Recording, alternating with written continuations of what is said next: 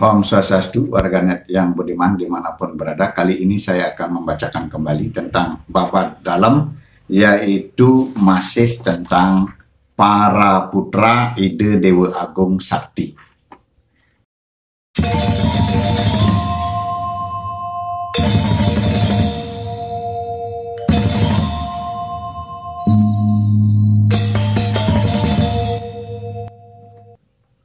Sekarang diceritakan putra lain dari Ide Dewa Agung Sakti yang bernama Ide Dewa Agung Ketut Agung Sakti yang lahir dari ibu seorang gadis desa Ume Salakan.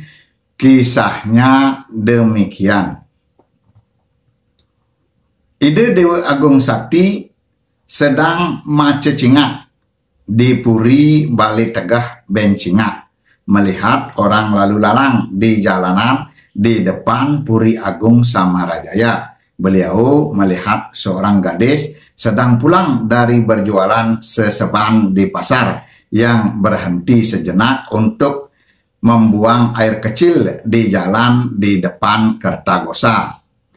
Air kencing gadis tersebut banyak dikerubungi lebah dan tambulilingan. Melihat keadaan tersebut, beliau bergegas turun dan mengajak gadis tersebut berhubungan badan.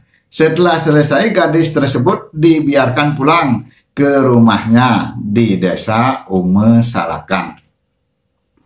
Seiring berjalannya waktu, gadis tersebut hamil dan melaporkan keadaannya kepada orang tuanya, keturunan Pasak Gelgel, bahwa semuanya itu adalah hasil hubungannya dengan Ide Dewa Agung Sakti di Puri Agung Samarajaya.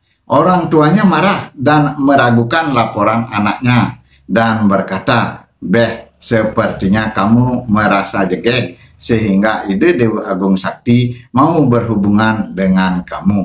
Ini yang akan menyebabkan petaka. Orang tuamu akan mati oleh beliau."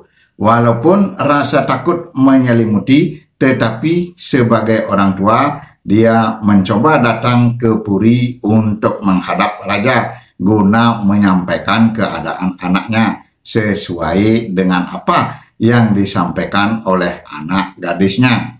Baginda Raja mengakui semuanya, kemudian melaksanakan upacara bagi gadis tersebut di Puri Agung dan diberi nama Pangkusan Jero Penasan. Setelah kandungan cukup usia, Jero Penasan melahirkan seorang putra di Puri. Sesudah putra tersebut bisa duduk, para keluarga kerajaan dan bagawanta kerajaan datang ke Puri untuk mengetahui keberadaan sang putra raja dan ingin membuktikan kebenaran bahwa putra itu memang benar putra Ide Dewa Agung Sakti. Oleh karena ada keraguan bahwa beliau sudah lanjut usia.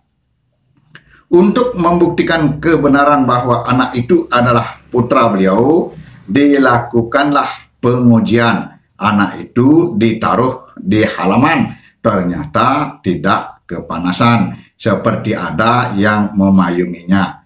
Kemudian anak itu dicemplungkan di taman, ternyata tidak tenggelam, malah duduk di atas daun tunjung.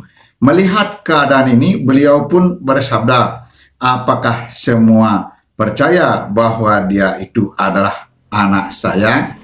Semenjak itu semua keluarga dan bagawanta mempercayai bahwa memang benar anak tersebut merupakan putra Ide Dewa Agung Sakti. Putra beliau ini diberi nama Ide Dewa Agung Ketut Agung Sakti yang setelah dewasa pindah dan berdiam di Puri Kaleran. Sekarang diceritakan para putra lainnya, Ide Dewa Agung Ton Jahe atau Sri Agung Putu Tonjahe, putra Ide Dewa Agung Sakti, berdiam di Puri Kanginan, mempunyai putra Cokorde Sayang dan anak agung Ketut Rai Bokong. dan selanjutnya menurunkan keturunannya di Puri Kanginan Kelungkung.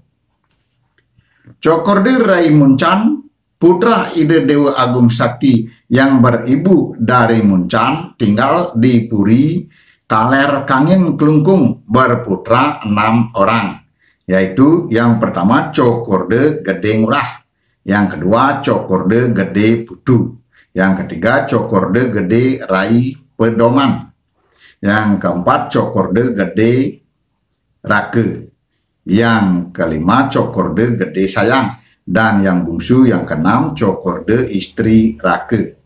Cokorde Gede Rai Pedoman selanjutnya menurunkan keturunan di Puri Kaler Kangin hingga saat ini.